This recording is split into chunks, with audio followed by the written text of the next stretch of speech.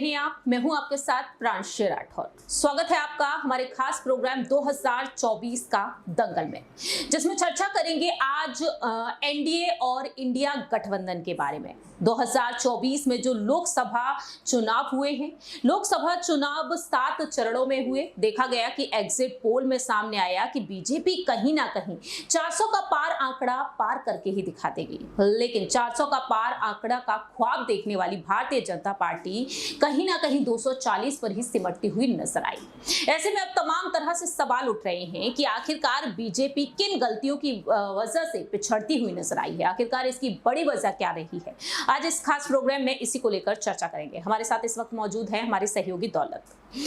जैसा कि आप भी जानते हैं कि 2024 के जो लोकसभा चुनाव रहे हैं वो काफी खास रहे हैं। वो खास इस वजह से रहे कि बीजेपी 2 बार सत्ता में आ चुकी है और ये तीसरी बार है। साल 1962 के बाद से हम देख रहे हैं कि बैक टू बैक कोई पार्टी सत्ता में आ रही है। तो ऐसे में बीजेपी ने एक इतिहास रच दिया है। सबसे बड़ी बात यहाँ पर यही निकल कर आ जाती है कि अब आखिरकार जो असमंजस की स्थिति नजर आ रही है, जो सियासी जंग है, वो कहीं ना कहीं आज भी बरकरार है। हमने देखा है कि यहाँ पर कड़ी टक्कर दी है इंडिया अलायंस ने भारतीय जनता पार्टी को, या फिर यूं कहा जाए एनडीए गठबंधन को। और ऐसे में देखा जा रहा है कि अब सरकार किसकी बनेगी, इसको लेकर मंथन जारी है। राजधानी दिल्ली में एनडीए गठबंधन की बैठक जारी है। बीजेपी ने गुप्त मीटिंग बुलाई, तो वहीं दूसरी ही तरफ इंडिया अलायंस ने भी।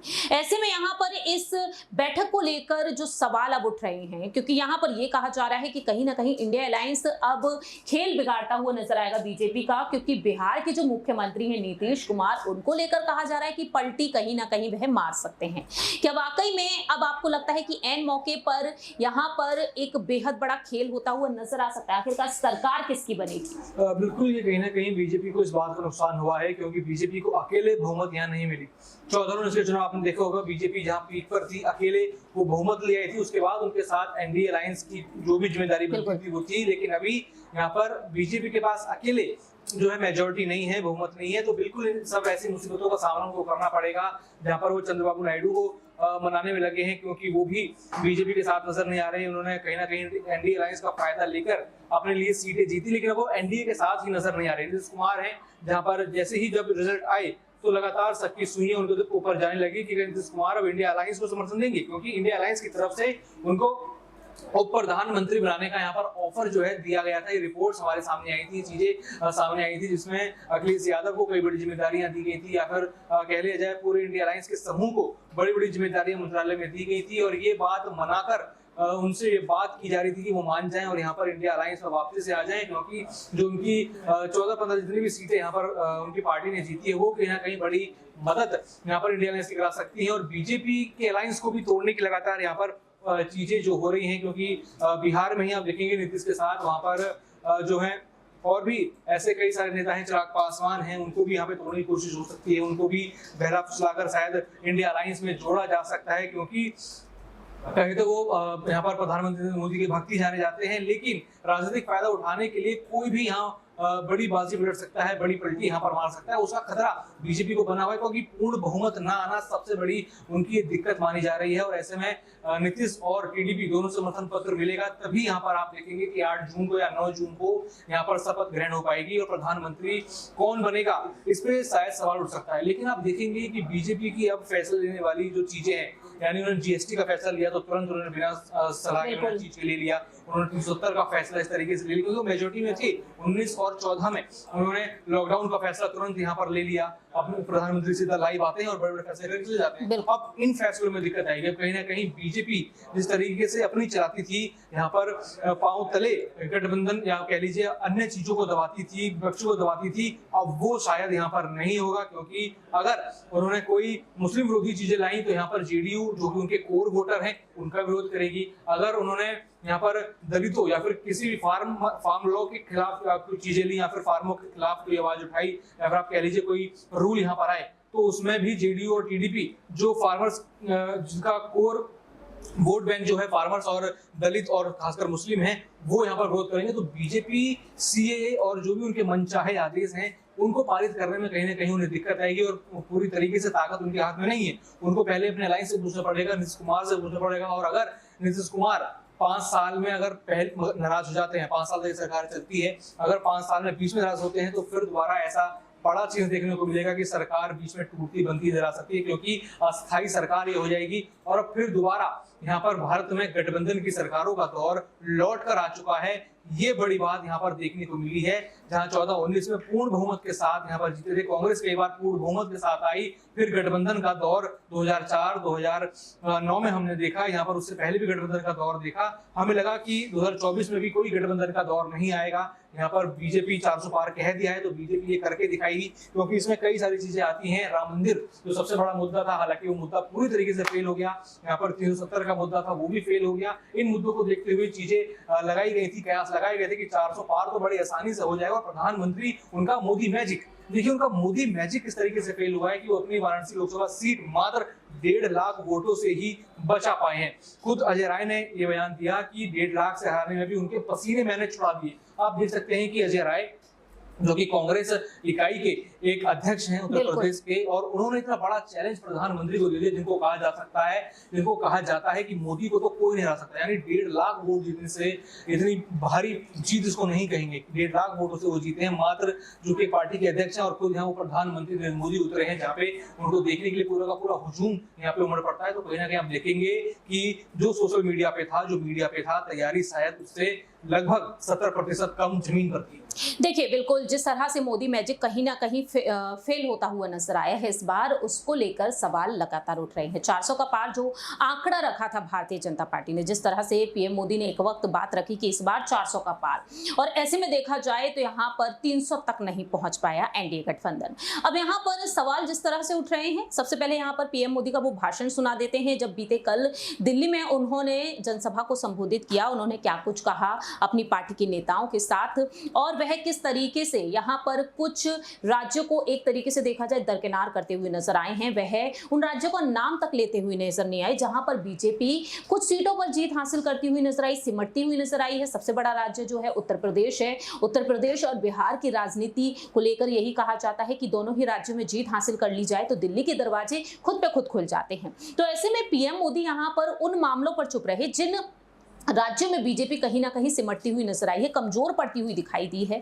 और उन राज्यों का नाम ना लेकर वह किस तरह से अपनी बात रखे हैं, सुनिए जरा। देश के कोने कोने में उपस्थित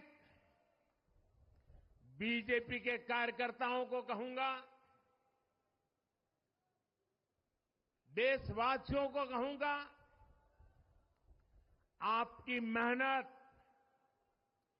इतनी गर्मी में आपका बहाया पसीना, ये मोदी को निरंतर काम करने की प्रेरणा देता है।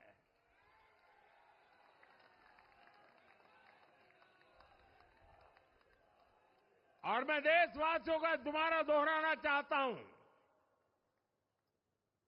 अगर आप 10 घंटे काम करेंगे तो मोदी 18 घंटे काम करेगा। आप 2 कदम चलेंगे तो मोदी 4 कदम चलेगा। हम भारतीय मिलकर चलेंगे, देश को आगे बढ़ाएंगे। तीसरे कार्यकाल में देश, कांग्रेस पार्टी ने क्लैरिटी से हिंदुस्तान को एक नया विजन दे दिया है। Pro poor vision, pro production vision Hindustan को इंडिया गठबंधन ने साफ दे दिया है। ये जो हमारा परफॉर्मेंस हुआ है, इंडिया गठबंधन का परफॉर्मेंस हुआ है, इसके पीछे कॉन्स्टिट्यूशन, जो रिजर्वेशन पर बीजेपी ने आक्रमण किया, गरीबी, अदानी जी के आपने स्टॉक्स तो देखे होंगे, देखे हैं वो स्टॉक्स उनके, तो बड़ी इंटरेस्टिंग बात है। जनता अदानी जी को मोदी जी से डायरेक्टली कोरिलेट कर रही है। मोदी जी की हार होती है, स्टॉक मार्केट कहता है भैया मोदी जी गए तो अदानी जी गए, मतलब डायरेक्ट रिलेशनशिप है, करप्शन की रिलेशनशिप है। और देश ने नरेंद्र मोदी जी को साफ कह दिया है कि हम आपको नहीं चाहते हैं। And this is the main thing that this election has said. The country has unanimously and clearly stated, we do not want Mr. Narendra Modi and Mr. Amit Shah to be involved in the running of this country. We do not like the way they have run this country. We do not appreciate the way they have attacked the constitution. We do not appreciate the way they have run this country for the last 10 years. So that is a huge message to Mr. Narendra Modi. I'd like to thank everybody who has participated in this election. I am extremely proud of the people of India. I'm extremely proud of the people who have resisted this onslaught on the constitution. और अंत में मैं आपको कह दूं कि इसको बचाने का काम हिंदुस्तान के सबसे गरीब लोगों ने किया है। सबसे गरीब लोगों ने किया है, मजदूरों ने किया है, किसानों ने किया है, दलितों ने किया है, आदिवासियों ने किया है, पिछड़ों ने किया है। इन लोगों ने इस कॉन्स्टिट्यूशन को बचाया है। इस कॉन्स्टिट्यूशन, ये कॉन्स्टिट्यूशन देश की आवाज है। बहुत सारे लोग ने इसको नहीं बचाया, चुप रह गए थे, मगर हिंदुस्तान के सबसे गरीब लोग, सबसे कमजोर लोग खड़े हो गए और उन्होंने इस कॉन्स्टिट्यूशन को बचाया। मैं उनका धन्यवाद करना चाहता हूं, उनसे कहना चाहता हूं कि कांग्रेस पार्टी आपके साथ खड़ी है। जो हमने आपको वायदे किए थे, हम वो वायदे आपके लिए पूरे करेंगे। जाति जनगणना, महालक्ष्मी, ये हमारे वायदे हैं। धन्यवाद। इसमें यूपी में एक और बात मैं बोल देता हूं, एक और बात यूपी के बारे में बोल देता हूं। इसमें मेरी बहन प्रियंका गांधी का भी काम है, जो यहां पीछे छुपी हुई है। इसमें यूपी में एक और बात मैं बोल देता हूं, एक और बात यूपी के बारे में बोल देता हूं। इसमें मेरी बहन प्रियंका गांधी का भी काम है, जो यहां पीछे छुपी हुई है। इसमें यूपी में एक और बात मैं बोल देता हूं, एक और बात यूपी के बारे में बोल देता हूं। इसमें मेरी बहन प्रियंका गांधी का भी काम है, जो यहाँ पीछे छुपी हुई है। तो हम लोगों का जो प्रदर्शन रहा है बहुत ही बढ़िया रहा है। और आप जान रहे हैं बिहार से ही चुनाव उठा, और जिस हिसाब से हम लोगों ने चुनाव मुद्दों पर लड़ने का काम किया है वो आप सब लोग देख सकते हैं। तो अयोध्या में राम जी का आशीर्वाद तो इंडिया गठबंधन को हम लोगों को मिला। तो कहीं भी जो है आप देखिएगा एक चीज़ तो साफ हो गया कि जो मोदी जी की बात करते थे कि मोदी फैक्टर वो ख़त्म हो गया। भाजपा जो है मेजॉरिटी से दूर चली गई है। जो सहयोगी हैं अब उन पर डिपेंडेंट है। और हम लोग तो खुशी है इस बात की कि भाई चलो हम लोग जो संविधान लोकतंत्र रोकने बचाने का जो प्रयास था उसमें हम लोग जो है काफ़ी हद तक कामयाब हुए। अब हमारी यही उम्मीद है कि जो भी नई सरकार बने खास तौर पे बिहार को विशेष राज्य का दर्जा दिलाए, और जो हम लोगों ने 75% जो आरक्षण जो बढ़ाया है उसको शेड्यूल 9 में जो है वो किया जाए। आप चाहते हैं कि सरकार इंडिया बनाना चाहिए, प्रयास करना चाहिए? देखिए हमारी सरकार प्रयासरत तो हम लोग रहेंगे उसमें देखिए प्रयासरत लोगों को रहना चाहिए, क्यों नहीं रहना चाहिए। आपने सुना कि किस तरह से पीएम मोदी ने अपनी बात रखी। आपको जानकारी देते चले कि यूपी, हरियाणा, महाराष्ट्र और राजस्थान को लेकर वह कुछ नहीं बोले। राजस्थान में हमने देखा कि किस तरह से 11 सीटों पर बाजी मारती हुई नजर आई कांग्रेस। 25 की 25 सीटें एक वक्त बीजेपी के पास रहीं राजस्थान में, लेकिन इस बार हमने देखा कि बीजेपी 14 सीटों पर सिमटती हुई नजर आई। और दूसरी ही तरफ बात की जाए उत्तर प्रदेश की सियासत के बारे में, इंडिया गठबंधन जो रहा है, कांग्रेस और सपा का गठबंधन यूपी में हुआ, तकरीबन 42 सीटों पर वह पहुंच गए, लेकिन बीजेपी 34 सीटों पर दिखती हुई नजर आई। जो बीजेपी 70 का पार आंकड़ा उत्तर प्रदेश में रख रही थी, आंकड़ा ये था कि 80 की 80 सीटें लेकर आएंगे, लेकिन अपने सहयोगी दलों के साथ मिलकर। और ऐसे में बीजेपी यहां पर 34 सीटों पर ही सिमट गई। तो यहां पर दौलत क्या कुछ कहना चाहेंगे? इन राज्यों में क्या कुछ बड़े हार का कारण बनते हुए नजर आए हैं? बीजेपी आखिरकार किन किन मामलों में चूक गई? जैसा कि आपने यहाँ पर 370 की बात की, बात यहाँ पर महिला पहलवानों के मुद्दे को लेकर कर ली जाए, बात यहाँ पर कई सामाजिक और राजनीतिक मुद्दों को लेकर कर ली जाए, महंगाई, बेरोजगारी है, युवाओं की जिस तरह से मांग उठी है, क्या ये मुद्दे वाकई में बीजेपी के लिए एक तरीके से देखा जाए एक ऐसे मुद्दे साबित हो गए हैं जहां से बीजेपी कमजोर पड़ती हुई नजर आई है? बिल्कुल, यहाँ पर बीजेपी अपने गढ़ में कमजोर पड़ती हुई नजर आई है। जो 14-19 में जो कमाल करके दिखाया था, वो कमाल इस बार वो नहीं कर पाए। हालांकि एमपी में पूरी 29 की 29 सीटें उनके कब्जे में है। यहाँ पर देखा जाए तो शिवराज सिंह चौहान जो मामा है, मामा का जादू यहाँ पर चला है, वो विधानसभा चुनावों में भी चला था और वो यहाँ पर भी चलता हुआ नजर आया। तो कहीं ना कहीं ये चूक हो गई कि जिन नेताओं को बड़े प्रदेशों की जिम्मेदारी लेनी चाहिए थी, अगर मामा अकेले मध्य प्रदेश में 29 सीटें निकाल सकते हैं तो कहीं ना कहीं वो यूपी में भी जाकर अपना थोड़ा जादू, ये जो उनका मामा वाली लाइन है, वो कहीं ना कहीं वहां अपने रिश्ते का बंधन जोड़ सकते थे, वहां भी वो प्रयास कर सकते थे। तो ये अंजाम शायद बीजेपी का नहीं होता। जिन नेताओं को उन्हें पूरी तरीके से उठाना चाहिए था, वो यहाँ पर वो करते हुए नजर नहीं आए, दरकिनार उन चीजों को करते हुए नजर आए। और हमने विधानसभा चुनावों से देख लिया था कि कितने बड़े बड़े नेताओं को यहाँ पर जो है दरकिनार किया जा रहा है। तो ऐसे में ये बड़ी विफलता यहाँ पर देखी जाए तो अपने नेताओं पे ध्यान न देना। दूसरा, यहाँ पर आपने यहाँ पर बात निकल के आई, जो शॉकिंग फैक्ट है, शॉकिंग चीज है कि अयोध्या के अंदर ही यहाँ पर बीजेपी हार गई। जो फैजाबाद लोकसभा सीट है उसको हार गई, उसके अंदर ही अयोध्या जो है आती है। और यहाँ पर हमने देखा कि राम मंदिर बनने के बाद एकदम यूपी वाले कहीं ना कहीं बीजेपी को भूलते हुए जा रहे हैं। और ये जो चीजें हैं, अखिलेश यादव ने कहीं ना कहीं अकेले कह लीजिए या फिर इंडिया अलायंस के बलबूते चीजें बनाई, क्योंकि बीजेपी का जो मेजोरिटी वोट था यहाँ पर वो अपर कास्ट था, उसको ही वो फोकस कर रहे थे। और 14 में जिस तरीके से अमित शाह ने सभी दलों को और सभी जातियों को जोड़ के जो समीकरण बनाया था, वो 19 और 24 में आते आते पूरी तरीके से विफल रहा। फिर दोबारा उन पर ध्यान नहीं दिया गया और उन्हीं वोट को आकर्षित करते हुए अखिलेश यादव पावर में आए, या कहा जाए फिर दोबारा उन्होंने यूपी कब्जा कर लिया। अगर लोकसभा पे कब्जा कर लिया तो अब धीरे धीरे मान सकते हैं कि विधानसभा में भी अब अखिलेश अपनी पार्टी को मजबूत करते हुए नजर आएंगे और ये मजबूती कहीं ना कहीं विधानसभा में नजर आएगी। और इस बार हो सकता है कि जब विधानसभा के चुनाव हो तो यूपी में इसका असर देखने को मिलेगा। और सबसे बड़ी बात यहाँ पर ये थी कि अयोध्या मंदिर के आसपास आप देखेंगे जो यहाँ पर घर थे, जो मकान थे, वो रिपोर्ट्स आई थी कि यहाँ पर कई मकान टूटे हैं जिनको अभी तक यहाँ पर मुआवजा भी जो है नहीं दिया गया, जिसमें 80% हिंदू थे। और आपने देखा होगा कि यहाँ पर बीजेपी जो हिंदुत्ववादी, जो हिंदू पॉलिटिक्स करती है, कि चीजें जो निकल के आ रही हैं कि 80% हिंदू होने के बाद भी बीजेपी को मेजोरिटी नहीं मिली, बीजेपी को बिल्कुल भी वहां पर जो है वोट नहीं मिला, दरकिनार उधर से कर दिया। देखिए, जो जिनके घर टूटे वो भी हिंदू थे, वो भी कहीं ना कहीं उनका गुस्सा निकला होगा कि आपने श्री राम को तो उनका मंदिर दे दिया, उनका घर दे दिया, लेकिन हमारे घर छीन लिए, मुआवजे की बात ही नहीं की। कभी यहाँ पर ये चीज अच्छी तरह से अभी तक खुल के भी नहीं आई कि कितने लोगों के मकान यहाँ पर टूटे हैं, कितने लोग बेघर हुए हैं, किस तरीके से उन रस्तों को चौड़े करने में किन लोगों ने अपने घर गंवाए। तो कहीं ना कहीं ये बड़ी हार की वजह बनी। और पीडीए फॉर्मूला जो अखिलेश यादव का है वो बहुत बेतोड़ साबित हुआ है, रंग लाया है। और पूरी तरीके से उस पीडीए फॉर्मूले ने मोदी मैजिक और योगी मोदी को एक साथ धराशायी कर दिया, जो कि अखिलेश यादव के लिए बहुत बड़ी बात है।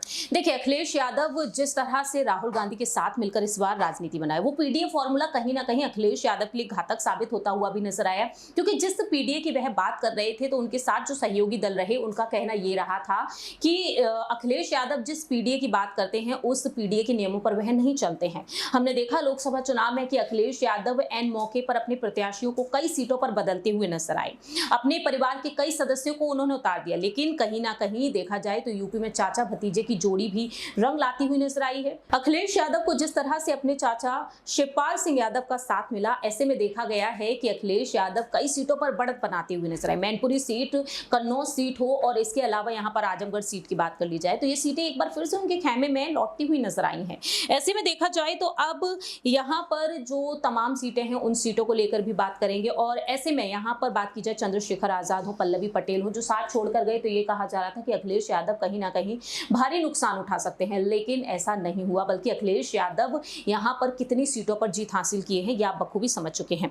2019 में 95 सीटें जिस तरीके 2019 में जिस तरह से जीत हासिल की थी बीजेपी ने, और ऐसे में देखा जाए तो अब कई सीटें बीजेपी गंवाती हुई नजर आई है। 19 में 303 सीटों में से बीजेपी ने जीत हासिल की, उनमें से 93 सीटें बीजेपी हार गई और पीछे चल रही। ऐसे में ज्यादातर सीटें नॉर्थ जोन की भी रही। बीजेपी ने नॉर्थ की 56 सीटें गंवाई, 4 नई सीटें जीती, और ऐसे में वेस्ट की 16 सीटें गंवाई और 4 नई सीटें जीती। बीजेपी ने केवल 33 सीटें नई सीटें जीती हैं। और अपने ही गढ़ में हिंदी पट्टी में बीजेपी बीजेपी 53 सीटों पर यहाँ पर देखा जाए तो घाटा भी पाती हुई नजर आई है, क्योंकि 2019 में देखा गया कि बीजेपी ने एक तरफा चुनाव जीता, नॉर्थ जोन से 235 सीटों में से 183 सीटें जीती, और 2024 में बीजेपी को सबसे ज्यादा जो नुकसान हुआ वो उत्तर प्रदेश और राजस्थान में हुआ। बीजेपी ने यूपी में 62 सीटें जीती थी, राजस्थान में 24 जीती थी, लेकिन इस बार हमने देखा कि यूपी में क्या हाल हुआ बीजेपी का और राजस्थान में भी। वहीं सीटें बरकरार रखने में नाकाम रही, एंटी इनकम्बेंसी एक बड़ा फैक्टर बन गया। क्या यहाँ पर दौलत ये मान लिया जाए एंटी इनकम्बेंसी के चक्कर में भी यहाँ पर मान लिया जाए, या फिर ऐसे कई मुद्दे हैं। हमने देखा यहाँ पर ब्रजभूषण शरण सिंह के बेटे करण भूषण को लेकर भी बात कर ली जाए, जिस तरह से रुझान सामने आ रहे थे वह काफी पीछे चल रहे थे, और एन मौके पर यहाँ पर देखते हैं कि वह जीत जाते हैं। लेकिन जो भरोसेमंद नेता काफी रहे थे, जैसे कि दिनेश लाल निरहुआ रहे जो आजमगढ़ से हार जाते हैं, राजस्थान में भी हम देख ही रहे हैं, लेकिन यहाँ पर राज्य का फैक्टर एक बार फिर से रंग लाता हुआ नजर आया। क्या यहाँ पर ये मान लिया जाए कि कई बड़े बड़े नेताओं को जिस तरह से बीजेपी ने पीछे रखा, राजस्थान में हमने देखा कि वसुंधरा राजे को मुख्यमंत्री पद नहीं दिया गया, लेकिन उन्हें पीछे रखा गया, लेकिन उनकी पकड़ आज भी कहीं ना कहीं वहां पर मजबूत मानी जाती है। बिल्कुल, यहाँ पर जो मैंने बात पहले की थी कि बड़े नेताओं को दरकिनार करना, उन नेताओं को जो आपको वोट लाके दे सकते हैं, जो आपका कनेक्शन जनता से बांध सकते हैं, उनको यहाँ पर दूर रखा गया। विधानसभा से ये कोशिशें शुरू करना चालू कर दी थी, यहाँ पर शुरू हो गई थी। ये कहीं ना कहीं दिखाता है कि ओवर कॉन्फिडेंस बीजेपी के अंदर आ गया था। वो श्योर हो गए थे कि हम जो भी बोलेंगे जनता वो कर देगी, हम जो भी बोलेंगे लोकतंत्र में वही हो जाएगा। लेकिन कहीं ना कहीं वो भूल गए थे कि जनता यहाँ पर अगर आपकी बात मान भी लेती है, कई बार आपके झांसे में आ भी जाती है, तो आपको सबक भी यहाँ पर सिखाना जानती है। यहाँ पर उत्तर प्रदेश जैसे राज्यों में अगर अयोध्या जैसी जगह पर आपको सबक सिखाया है, तो यहाँ पर राजस्थान तो कोई बड़ी बात नहीं है। यहाँ पे आपने वसुंधरा राजे को दरकिनार कर दिया, कई बड़े नेताओं को यहाँ पर दरकिनार कर दिया। अगर यहाँ पर देखिए, यहाँ पर और बड़ा नुकसान होता, यहाँ गलती कहीं ना कहीं कांग्रेस की है। जिस तरीके से सचिन पायलट को उन्होंने राजस्थान में नहीं रखा, राजस्थान में फोकस नहीं करने दिया, न ही अशोक गहलोत की कोई इतनी बड़ी भूमिका वहां पर देखी गई। अगर ये दोनों नेता फिर दोबारा लोकसभा चुनाव में दिखते, तो कहीं ना कहीं बीजेपी को जो ये सीटें मिली हैं उसकी भी आधी यहाँ पर जो है उनको सीटें मिलती नजर आती। तो कहीं ना कहीं देखा जाए बीजेपी ने अपने बड़े नेताओं को दरकिनार करके अपने लिए ही बड़ी खाई यहाँ पर खोदी है। बिल्कुल, अभी फिलहाल देखा जाए तो बीजेपी के लिए तमाम मुश्किलें तो खड़ी हो ही गई हैं। फिलहाल यहाँ पर विपक्षी दलों की तरफ से क्या कुछ कहा गया, जिस तरह से इंडिया अलायंस की जीत हुई है, राहुल गांधी ने न सिर्फ वायनाड पर बल्कि रायबरेली सीट को भी अपने कब्जे में कर लिया, और ऐसे में वह जमकर तारीफ करते हुए नजर आए प्रियंका गांधी वाड्रा की भी। अमेठी सीट से बेशक राहुल गांधी नहीं उतरे, लेकिन राहुल गांधी की वजह से कहीं ना कहीं अमेठी सीट पर जीत इस बार मिलती हुई नजर आई है। सुनिए जरा विपक्षी दलों का क्या कुछ कहना रहा, चाहे बात यहाँ पर तेजस्वी यादव की हो चाहे राहुल गांधी की।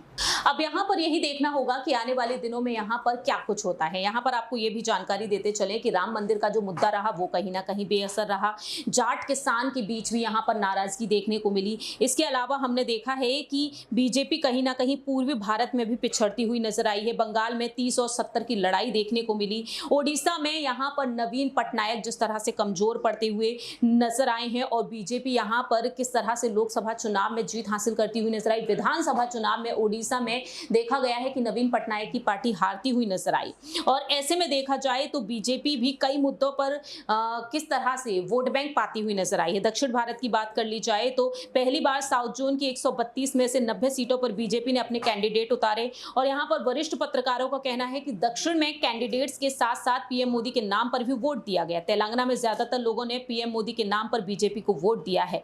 आंध्र प्रदेश की बात कर ली जाए तो टीडीपी और जनसेना के अलायंस से फायदा हुआ बीजेपी को, और यहाँ पर देखा जाए तो दक्षिण पंथ में दक्षिण में जगह तक नहीं मिली। साउथ जोन में ज्यादातर रीजनल पार्टियां सेंटर और लेफ्ट विचारधारा को फॉलो करती हैं, और कई सालों से यहीं पर पार्टियां सरकार बना रही हैं और इन्हीं के सांसद चुने जा रहे हैं। ऐसे में साफ नजर आ रहा है कि दक्षिण पंथ को फॉलो करने वाली बीजेपी का साउथ में जगह बनाना भी मुश्किल रहा।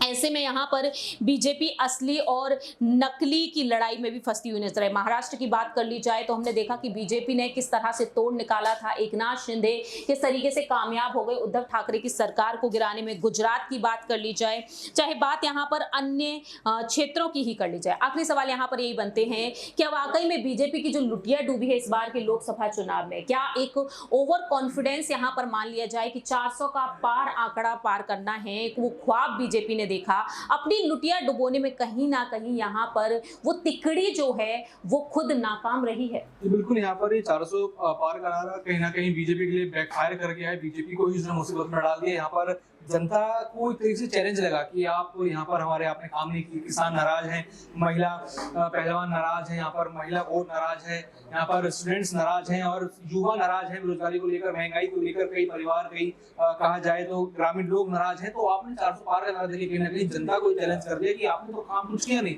लेकिन आप 400 पार आकर किस तरीके से स्टूडेंट से कह रहे हैं कि आप यहाँ पर लोकतंत्र को नहीं मानते या फिर लोकतंत्र को आपके हल्के में ले रहे हैं। तो कहीं ना कहीं जनता ने ये बड़ा सबक यहाँ पर बीजेपी को सिखा दिया और कहीं ना कहीं जो माइनस कर निकाले जा रहे हैं कि बीजेपी को एक बड़ा सबक यहाँ पर मिला है। जो 14 में जो हवा थी, फिर जो लहर बनी, फिर आपने देखा किस तरीके से हर चीज को वो लेते हुए चले, हर विपक्ष को उन्होंने दबाने की कोशिश करी, हर चीज को दबाने की कोशिश करी, जो भी उनके आड़े आया उनको साइड किया गया, चाहे वो उनके खुद के पार्टी के नेता हो उनको किसके दरकिनार किया गया। जनता ने इस बार बड़ा अच्छा यहाँ पर बीजेपी को सबक सिखाया है। उत्तर प्रदेश, महाराष्ट्र, बिहार, जहाँ पे बीजेपी कहती थी यहाँ तो कोई हरा नहीं सकता, कि मोदी को ही कोई नहीं हरा सकता, ये इसमें कहीं ना कहीं बड़ी जो है नजर यहाँ पर लगी है और कहीं ना कहीं खुद यहाँ पे बीजेपी की गलती रही है, उनके नेताओं की रही है कि वो बस ऊपर से काम करके यहाँ पर छोड़ दिया। बस लगा कि जहाँ भी जाएंगे रैली में मोदी का नाम लेंगे या फिर कहेंगे सबका साथ सबका विकास, तो वोट अपने आप चले आएंगे। लेकिन यहाँ ऐसा नहीं हुआ, यहाँ जनता से मिलना पड़ा, यहाँ जनता के बीच लोग गए। इंडिया अलायंस ने वो चीज करी जो ये पद यात्रा राहुल गांधी ने की थी, दोनों, उसका रिजल्ट अब कहीं ना कहीं निकल के आ रहा है, इंडिया अलायंस के लिए बेहतर निकल के आ रहा है। तो अब देखेंगे, तैयारी शुरू से यहाँ पर करनी पड़ती है, लेकिन बीजेपी ने मात्र 1-2 महीने पहले 400 पार का सफोगा छोड़ा और उसके बाद लगातार मोदी का नाम सुनने लगे और लगा कि हमें वोट मिलेंगे, लेकिन जनता ने सबक सिखा दिया। अब यही देखना होगा कि आने वाले दिनों में आखिरकार भारतीय जनता पार्टी अपने सहयोगी दलों के साथ एनडीए गठबंधन को किस तरह से मजबूती देती हुई नजर आएगी। सर्वे रिपोर्ट्स जो सामने आए उनके मुताबिक देखा गया कि एक बार फिर से सत्ता में मोदी सरकार की लहर ही देखने को मिलेगी। लेकिन फिलहाल देखा जाए तो अभी भी ये कहा जा रहा है कि कहीं ना कहीं चंद्रबाबू नायडू और नीतीश कुमार अगर बाजी पलट देते हैं, पलटी मार लेते हैं, तो कहीं ना कहीं इंडिया अलायंस की सरकार बनती हुई देखी जा सकती है। अब आने वाले दिनों में देखना होगा कि क्या कुछ होता है। देश और दुनिया की तमाम खबरों के लिए आप देखते रहिए UIP न्यूज़।